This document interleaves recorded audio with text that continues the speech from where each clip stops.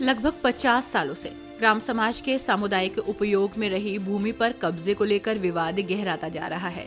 ग्रामीणों ने पताड़ी निवासी सुमन कल्याण पर आरोप लगाया कि वे कूटनीति पूर्वक इस सामुदायिक भूमि को अपने नाम दर्शाने का प्रयास कर रहे हैं। ग्रामीणों के अनुसार ये भूमि वर्षों से सार्वजनिक सुविधाओं के विकास और संचालन में उपयोग की जा रही है। इस क्षेत्र में वर्तमान में शासकीय अस्पताल, विद्यालय, आंगनबाड़ी सहित अनेक सरकारी संस्थाएं संचालित हैं, जिनका सीधा लाभ स्थानीय समुदाय और बच्चों, महिलाओं, बीमारों, परिवारों तक पहुंचता है।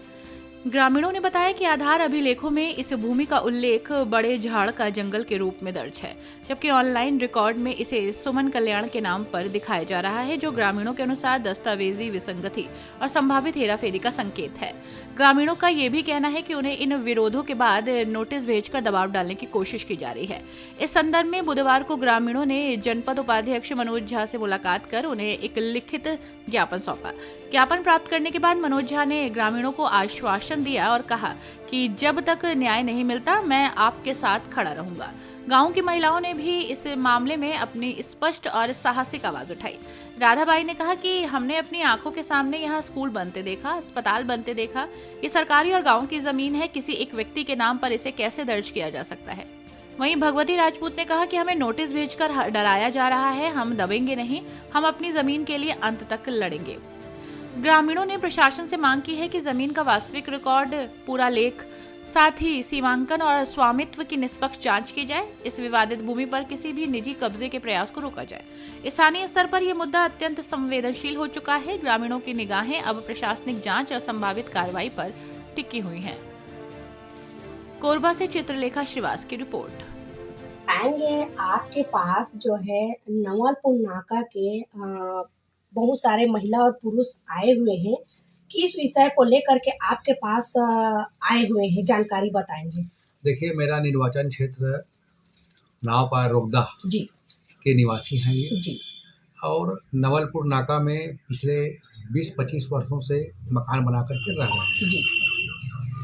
अभी वर्तमान में इनके पास एक तहसील बरपाली से नोटिस गई है जी, जिसमें 4/1 जी, राजा 100 ग्राम नवलपुर के 4/1, 5/1 और 129/1 और 2 जो वर्तमान में सुमन कल्याण के नाम से जमीन दिखा रहा है ऑनलाइन में, लेकिन अधिकार अभिलेख इनके पास है जिसमें वो बड़े झाड़ की जंगल दिखा रहा है और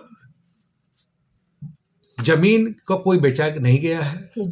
इनको प्रथम दृष्टया देखने से लग रहा है कि खरीदी बिक्री में कूटनीति करके जमीन को अपने नाम में करके इनको परेशान किया जा रहा है। लगभग 30-35 गरीब परिवार वहाँ रहता है, जिसमें 8-10 प्रधानमंत्री आवास भी बन चुका है और 8-10 प्रधानमंत्री आवास स्वीकृत होकर आ चुका है जो बनना है। तो मैं इनके साथ खड़ा हूँ और हर हाल में चाहे हमको प्रधानमंत्री जी तक जाना पड़े हम जाएंगे और इनको इनका अधिकार दिलाएंगे। इन लोग कब से निवासरत कर रहे हैं? लगभग 20 से 25 वर्ष इनको निवास करते हो गया है और इनके नाम में राशन कार्ड है, वहाँ के निवासी हैं, इनके नाम में राशन कार्ड है, इनके नाम में प्रधानमंत्री आवास आया हुआ है। 2002 के गरीबी रेखा के नीचे जीवन यापन करने में इनका नाम है, परिवार का नाम है। तो ये गरीब तबके के हैं और ये वहाँ पर रह करके अपना जीवन यापन कर रहे हैं। कोई 2 डिसमिल में, कोई 3 डिसमिल में मकान बना के रह रहा है और इनको रहते 20 से 25 वर्ष। जी, अगर इन लोग को नोटिस दिया गया है तो तहसीलदार लोग क्या करेंगे? नोटिस दिया गया है, उनको अवगत कराया जाएगा। हो सकता है उनको जानकारी में नहीं होगी। वर्तमान में अभी सुमन कल्याण के नाम में ऑनलाइन में दिखा रहा है, तो उसको देख करके आदरणीय तहसीलदार महोदय नोटिस जारी किए हैं।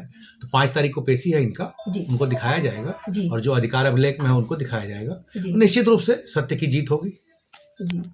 विष्णुदेव सरकार जी की यहाँ छत्तीसगढ़ में सरकार है, निश्चित रूप से सत्य की विजय होगी और इनको इनका अधिकार मिलेगा। जब तक इनको न्याय मिलेगा आप बिल्कुल मैं साथ में हूँ, बिल्कुल साथ में हूँ मैं। ठीक।